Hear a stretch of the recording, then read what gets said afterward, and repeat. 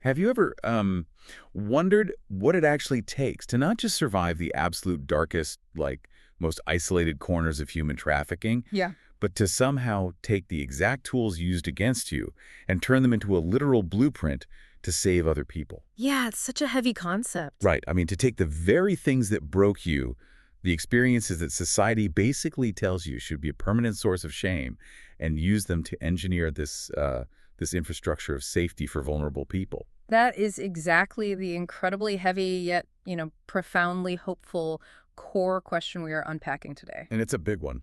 It really is. And to do it, we're looking at a stack of source material that is just, well, truly unprecedented in both its vulnerability and its clinical detail. We are diving into a collection of primary documents from an artist and advocate known as Ti-Fi. And I want to make it clear, this isn't just like a memoir we're looking at. The documents we have are incredibly raw, like primary source raw. Exactly. We have her first-person patient history documents. Yeah. Yeah, the actual intake forms written for her clinical team. Plus, we have this highly detailed application she submitted for a survivor support fund. And then there's the audio side of things, right? Right. Alongside those clinical and formal documents, we have the raw transcripts of her music, her private audio journals, and her educational podcast series, which is called Reclaiming You Writer's Room. So the mission of this deep dive today is to really understand a very specific process. I keep thinking about it as a profound kind of emotional alchemy. Emotional alchemy, I like that. Yeah, because we're looking at how this artist took the lived trauma of survival sex work, severe exploitation, and just devastating systemic blind spots and managed to completely transform it. And we don't just mean she wrote a nice song about it. No, not at all. Yeah. She engineered this trauma into melodic art, structured educational resources, and like a highly professionalized peer support toolkit. It's the literal process of taking the raw, chaotic data of survival and professionalizing it. But to understand how she built that life-saving infrastructure, we first have to understand the extreme psychological environment that necessitated it. Right, the environment she was trapped in. Exactly. We have to look at how the mind manages to keep the body alive when physical escape is simply impossible. Because you really can't understand the strength of the new building until you understand the fire that burned the old one down. And the source material makes it very clear that this fire started at the intersection of marginalization and extreme poverty. It really did. Let's look at Ti-Fi's background because it sets the stage for everything. We are talking about a transgender woman navigating terrifying financial precarity. Yeah, the patient history documents outline a reality that many people simply just don't see, or choose not to see. She was living out of a hotel through a shelter program, and later bouncing through college dorms. Just constant instability. Right. And her primary income was the Ontario Disability Support Program, or ODSP, alongside a $500 a month stipend she was earning from a community management role she was trying to build. Let's just pause on that number for a second. $500 a month. It's staggering. You and I both know you can't even touch the baseline costs of living with that, let alone build any kind of financial safety net. Yeah. When you are surviving on that level of income, one bad week, one unexpected bill, and you are literally on the street. And that is the exact mechanism of vulnerability that predators rely on. Exactly. It is in that highly specific intersection, chronic financial instability, systemic marginalization as a trans woman, and the desperate daily need to avoid homelessness that survival sex work became a reality for her. Which is such a crucial distinction to make. Yeah, she explicitly notes in her clinical documents that her daily baseline was a state of constant physical risk. This wasn't a career trajectory, it was a desperate mechanism to avoid sleeping on concrete. And when you are thrust into that high-risk world, a world where the threat of violence is just this constant hum in the background, your brain has to do incredible, often terrifying things just to protect the organism. Oh, absolutely. Which brings us to a biological response that Ti-Fi completely dismantles in her audio work. She has this track called The Freeze. And I want to spend some time here because this track fundamentally shatters the cultural myth we have about how a quote-unquote perfect survivor is supposed to act. It's a really vital piece of audio because when we think of survival culturally, we always picture the victim fighting back, right? Screaming, throwing punches, or running away. Right, like we expect an action movie response to trauma. Exactly. But in the freeze, Typhi articulates the neurological reality of what clinicians sometimes call the possum response. It is the moment the lizard brain completely takes over the nervous system. She directly confronts the most damaging question victims ever get asked, which is, why didn't you run? Why didn't you fight? And her answer is critical. It isn't a choice. It is a biological short circuit. Wow. She explains that the brain assesses the threat, realizes that fighting will result in death and running is impossible, and simply cuts the connection to the muscles. The precision of the lyrics in that track just floor me. She sings, the signal goes out from the brain to the foot. Run, says the mind, but the foot stays put. That is so visceral. And then she says, the signal goes out from the brain to the fist.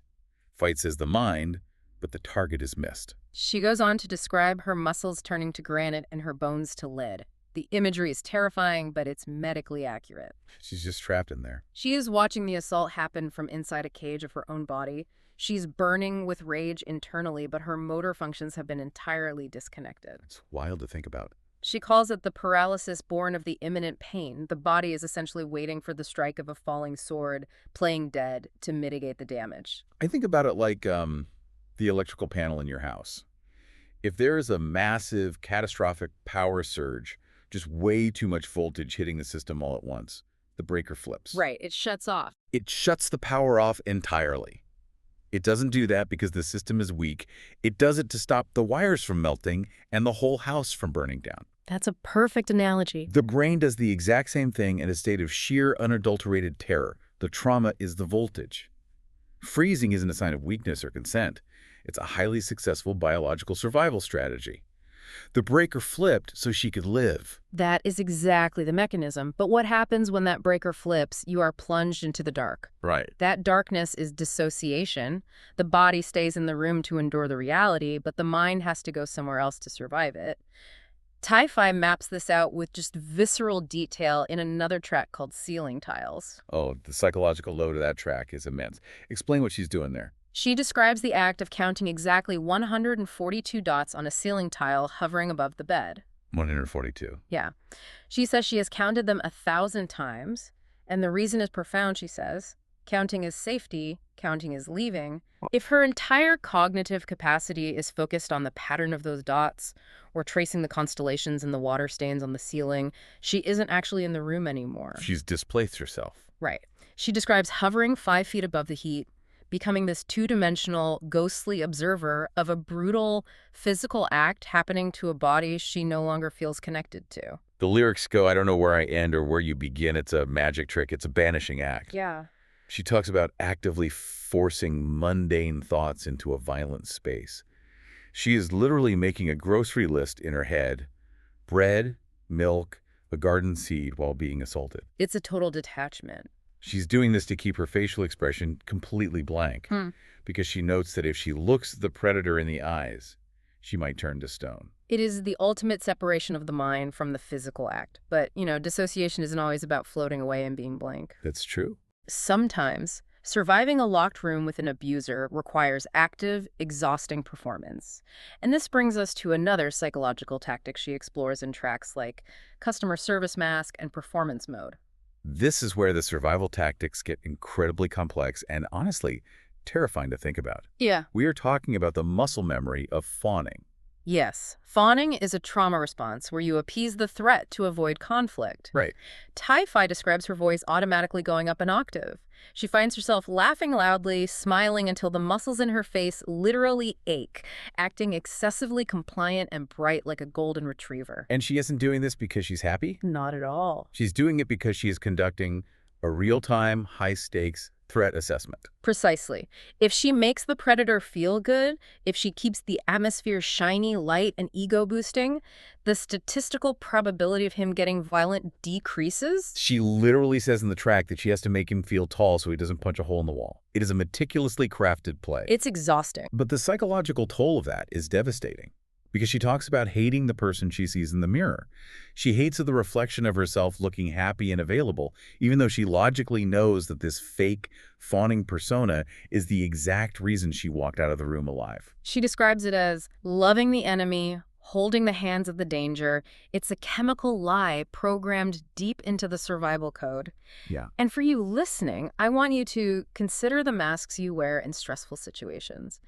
On a much smaller, everyday scale, we all understand the concept of psychological armor. Absolutely, we do it all the time. We all know what it feels like to fake a smile to de-escalate a tense situation with a frustrated customer or an aggressive boss.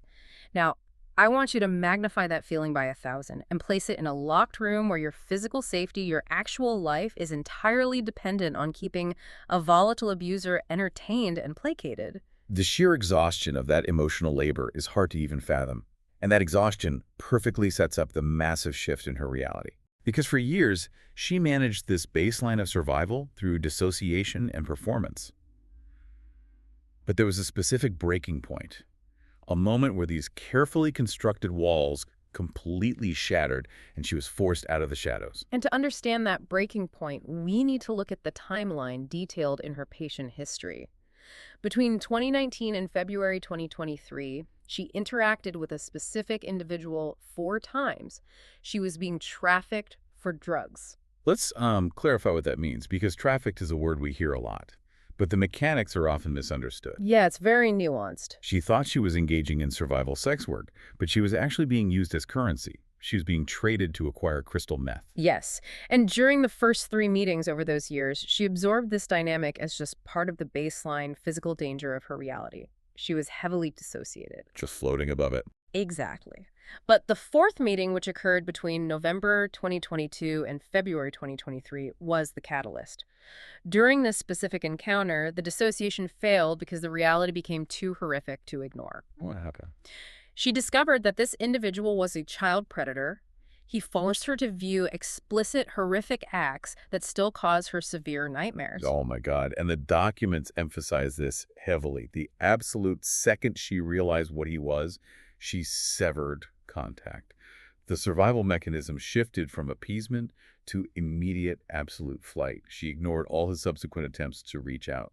She cut him off, but she didn't go to the police right away, and we have to understand why. Right, which is so common. She was still an active sex worker. She feared for her physical safety, she feared retaliation, and she deeply believed that she couldn't risk interacting with law enforcement while still relying on the street economy for survival. The risks were just too high.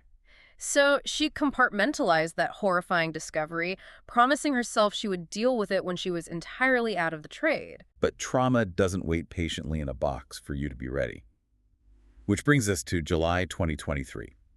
This is the secondary trauma that essentially blew the doors off her compartmentalization. In July 2023, she was violently assaulted by a completely different client. It was a brutal violation. She was driven out to a park and dumped there while she was heavily intoxicated. God. She describes waking up in that park as the absolute nadir of her human experience. She felt discarded like literal trash on the grass. But the physical assault wasn't even the primary trigger, was it? No, it wasn't. It was what happened as she woke up. The sensory details, the cold air, the extreme isolation, the vulnerability being dumped acted as an explosive psychological trigger. It forced a massive retroactive review of everything she had endured over the past 4 years. The assault in the park was the spark that illuminated the monster from her past. As she lay there, the guilt of knowing the child predator was still out there, combined with this fresh, agonizing violation, pushed her to a breaking point. She couldn't hold it in anymore. She decided right then that she wouldn't report the park incident, but she was going to break her silence about the predator. She was finally going to trust the justice system with the truth. But stepping forward to the police isn't like waving a magic wand. No, not at all. She knew that because of her delayed reporting and his severe dissociation during the actual events, her memory of specific dates was fractured. She needed concrete evidence to hand to the detectives. So what does she do?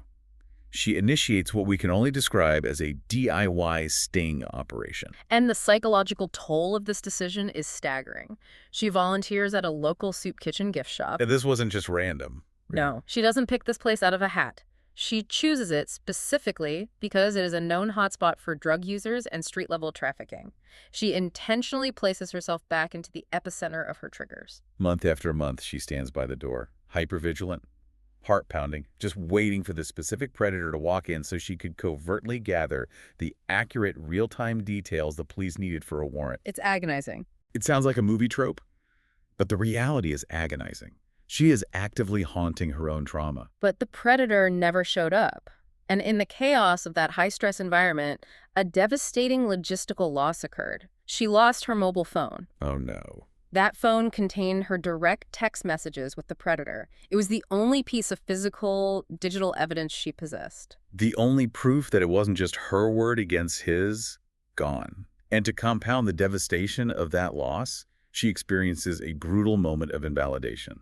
Yeah, this part is really hard to read. The pressure is eating her alive, so she decides to finally open up to a coworker at the soup kitchen.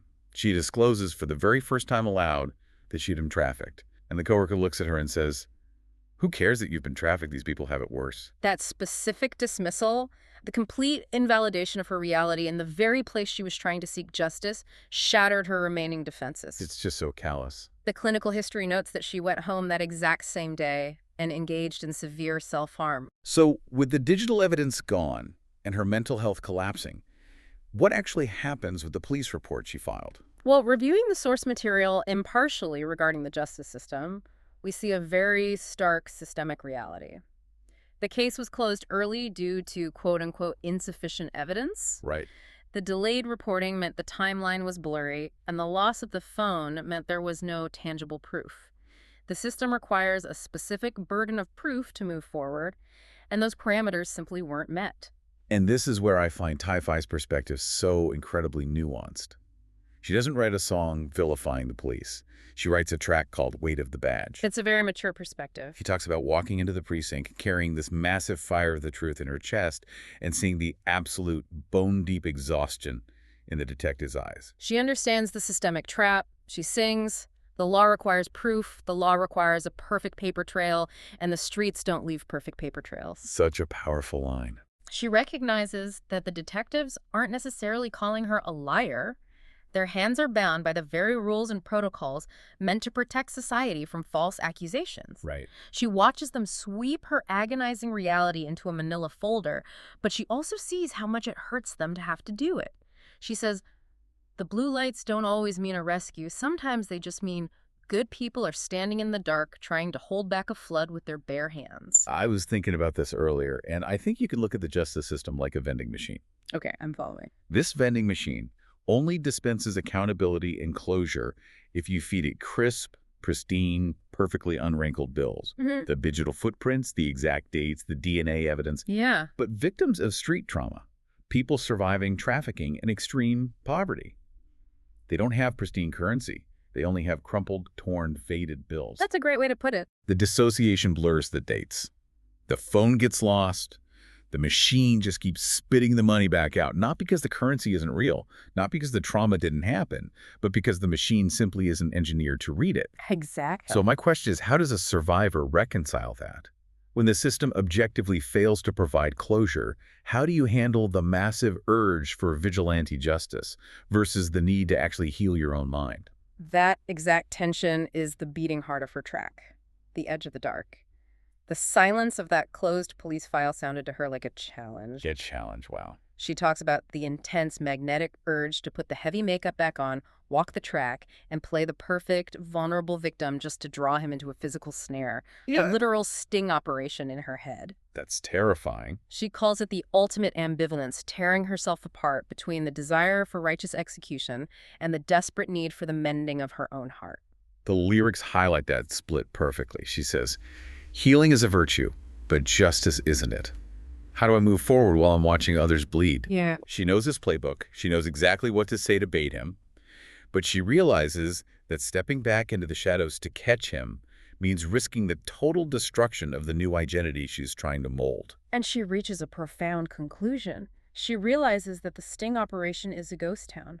She says, if you go chasing it in the dark, you might never find your way back out. So true. She refuses to put herself back on the sacrificial altar just to prove a point to a broken system. She realizes her best revenge isn't destroying him, it's making sure he didn't destroy her. She states, "The microphone is a better weapon than the track. Let the file stay closed, I'm opening a new one." She chooses healing over vengeance. But you'd think that making that healthy choice would bring immediate relief. You'd hope so. But neurologically, that's when the delayed bill comes due. The DIY sting failed. The evidence is lost, the police case is officially closed, and she is no longer actively hunting. Without a mission to focus on, all that compartmentalized trauma has nowhere left to hide. The walls completely crumble. The psychological toll of everything accumulating led to a catastrophic collapse. The patient history details a severe PTSD episode that lasted for 6 to 8 months. 6 to 8 months of just constant trauma response. Her defensive walls didn't just crack, they pulverized. She describes flashbacks becoming her waking reality, hijacking her senses at random. Her body was trapped in a perpetual state of fight or flight, and the nightmares replayed the trauma with terrifying vividness every time she closed her eyes.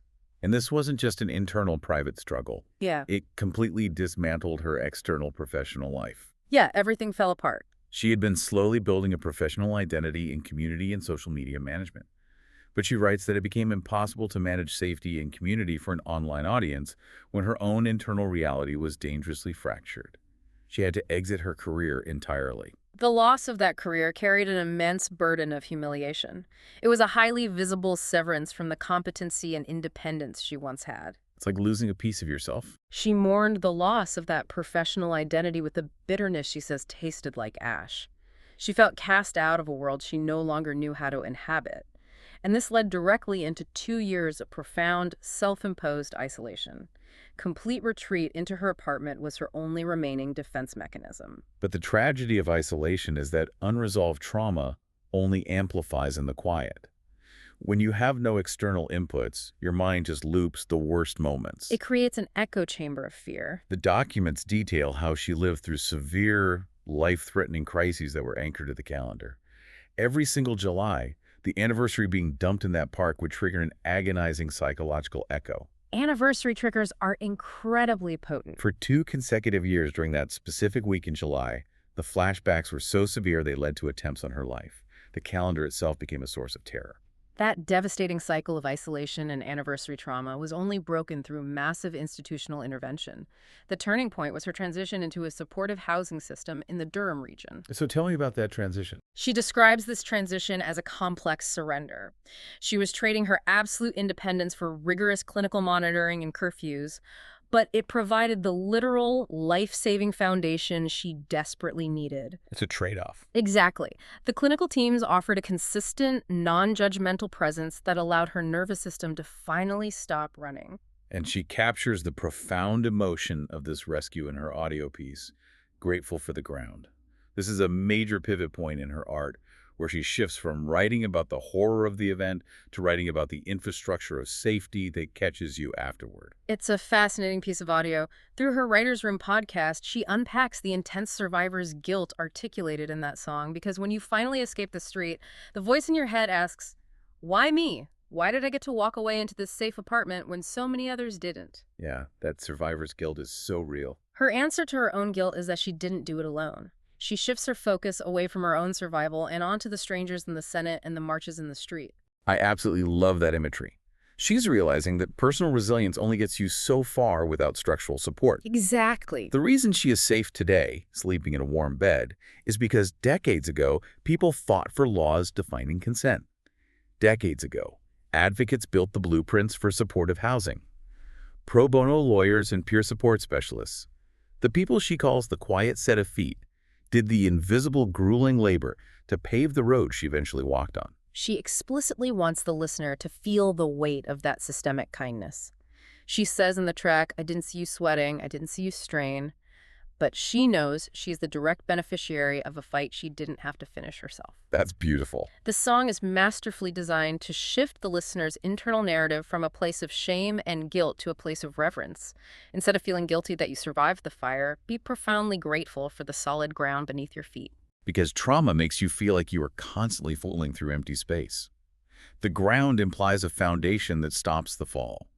And finding that physical foundation allowed for another massive catalyst in her recovery. Oh, this is a huge turning point. While living in the supportive housing environment, she hits a profound milestone, her physical gender transition.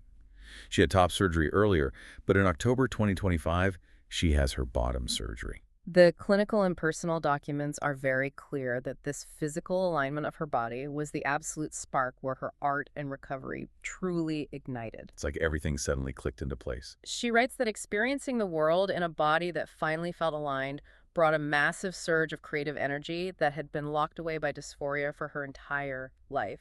It allowed her to finally look in the mirror, see herself clearly, and unlock her voice. That's incredible. She says the euphoria of that physical alignment bleached out the stains of her past violations. So let's connect those two things. You can't put out the fire in your mind if the building around you is actively burning. How does the literal solid ground of supportive housing, combined with the bodily autonomy of her gender transition, act as a strict prerequisite for her ability to process all this trauma? It is the clearest real-world example of Maslow's hierarchy of needs and action. Right.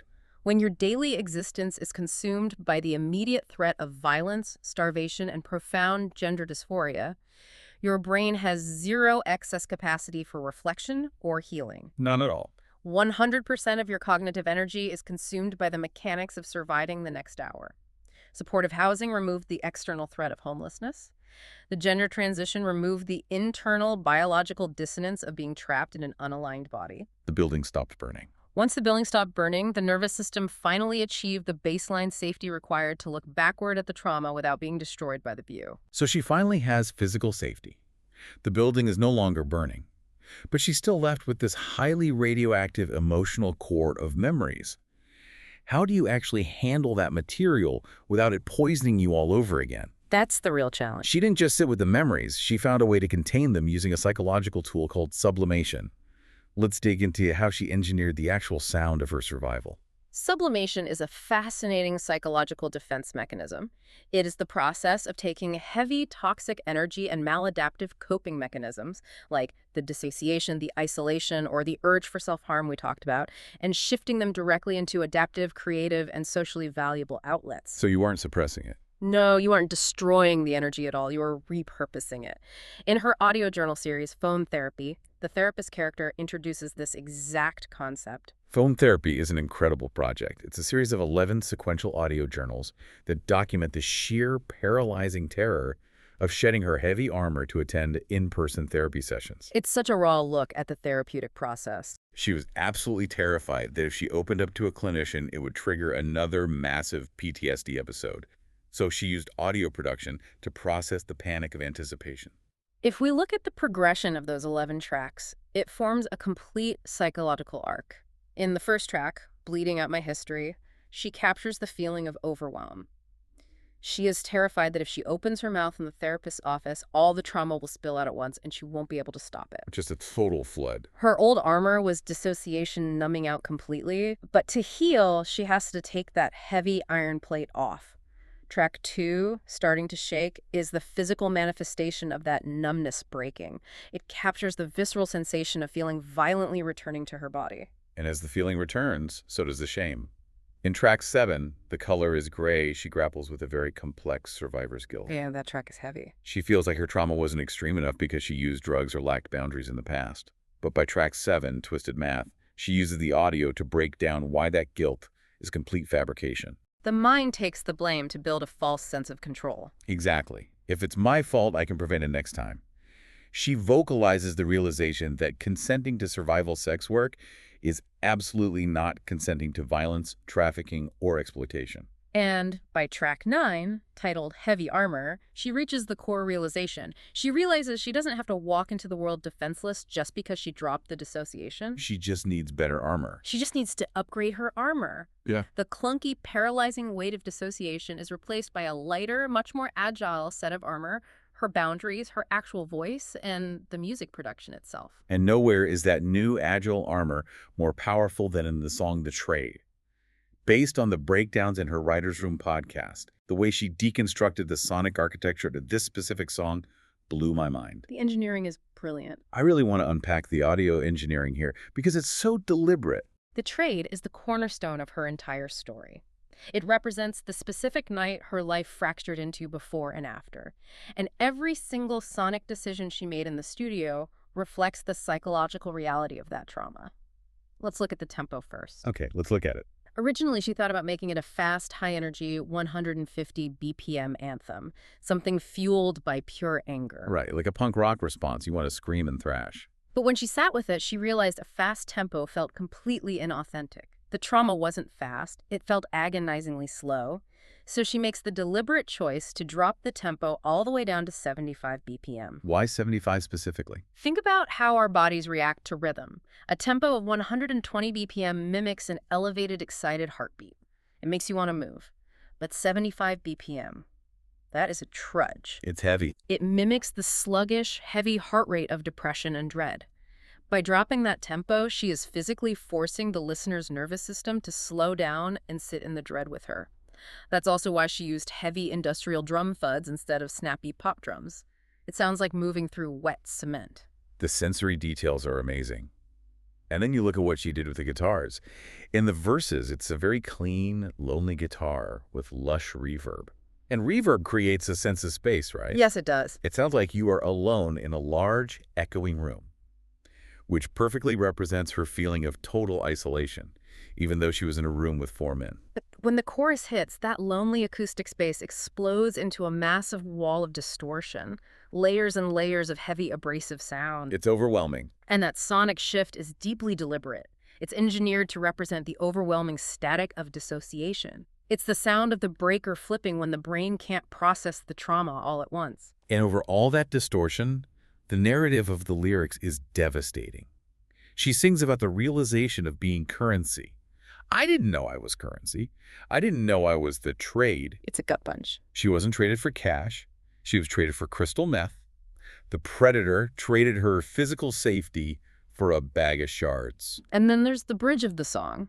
This is where she tackles the justice system again. We hear this raw vocal belting about the agonizing irony of entrapment laws. Oh, this part is so frustrating to listen to. She has all this information. She knows how these predators operate. She knows how to set up the sting. But the legal system dictates that if she tricks him into confessing, he walks free on an entrapment defense. It's so backwards. The law rigidly protects the abuser from her deception, but did absolutely nothing to protect her from his violence. That frustration is the absolute engine of the song. Yeah. She sings, "I want to be the wire. I want to be the sting." Because the police file is dusty and closed, she uses the audio track to reopen the investigation on her own terms. She reclaims her power. She essentially says, you might have gotten away with the crime, but you do not get to own the narrative. I look at her technical production skills, the EQing, the compression, the deliberate use of reverb and distortion, like building a lead-lined safe for radioactive material. That's exactly what it is. The emotions she is dealing with are literally too volatile, too dangerous for plain spoken words. If she just spoke them, they would burn right through normal conversation. So the music, the meticulously engineered audio, provides a safe, structured container. It holds the rage securely without it destroying her or overwhelming the listener. That is the ultimate definition of sublimation. Huh. But processing the trauma through art is, at the end of the day, a personal victory. It saves her. Right. But the next crucial step in Tai-Fi's journey is ensuring this victory extends outward to the community. How does she protect the next person? This brings us to the final phase, professionalizing the lived experience. She isn't just making art in a vacuum, she is creating entire alternative ecosystems of safety. On her public platforms, she runs the Reclaiming You podcasts, the Deep Dive POV series, and her written collections on FetLife called We Know and We're Here. Let's talk about FetLife for a second. It's a social media platform for the adult kink community, which is a space where many survivors, marginalized folks, and sex workers navigate highly complex power dynamics.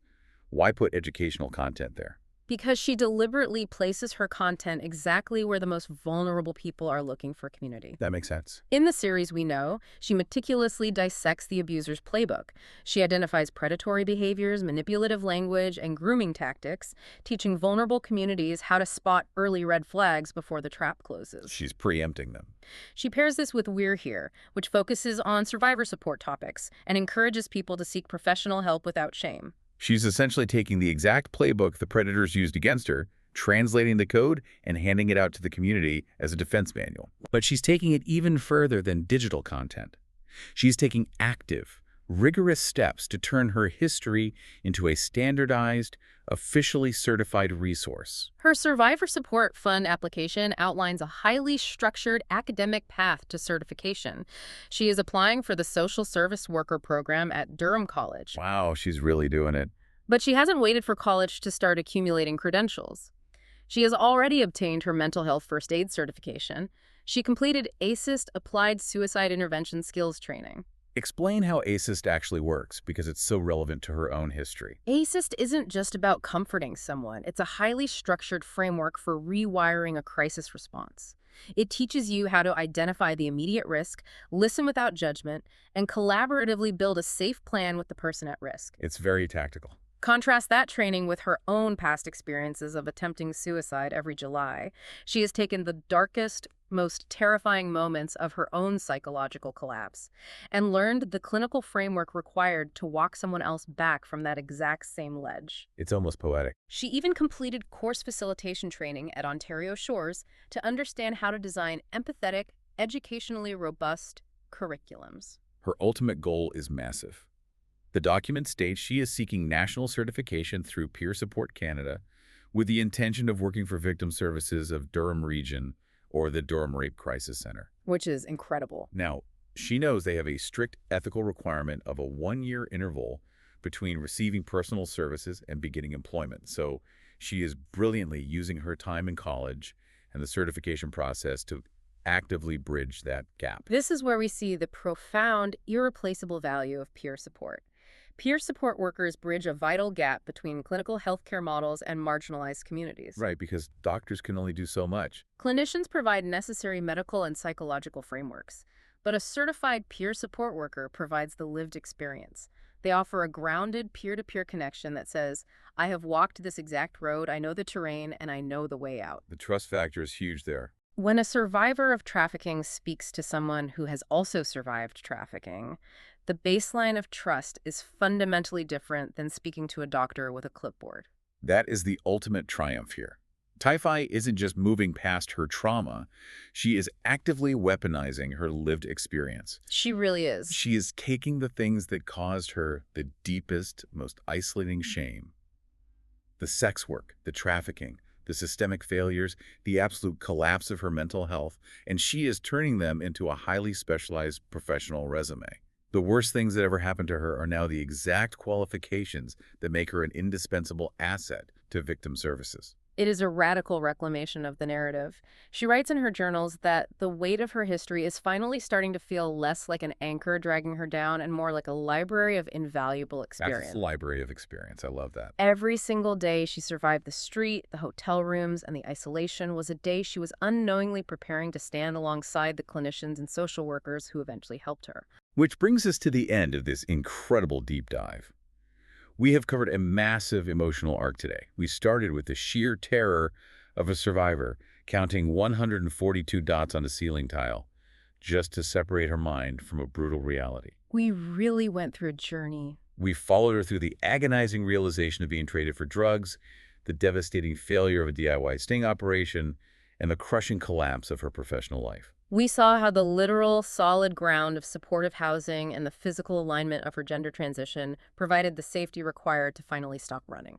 Yeah. And we examined the precise mechanism of sublimation, how she mastered audio production, using tempos and distortion to engineer the sound of her survival, shifting from heavy dissociative armor to the agile armor of mindfulness and art. And finally, we saw her submitting college applications and pursuing national certification to build a bridge for the next generation of survivors.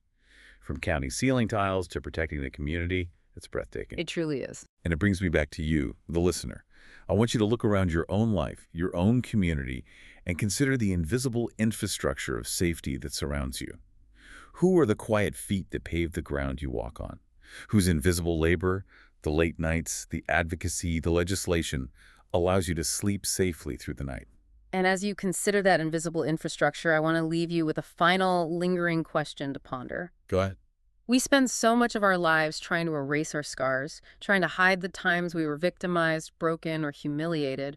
But if we stop viewing our darkest, most painful experiences as permanent stains on our character and instead view them as rigorous, highly specialized training modules, what kind of life-saving infrastructure could we build from the worst things that have ever happened to us? Because in the end, when you step back into those diagnostic muddy waters we talked about with the justice system, you realize that the X-ray was never meant to show a clean binary break. The muddy waters aren't a mistake. They are the exact raw material required to build the solid ground. Keep reclaiming your narrative, and we'll see you on the next deep dive.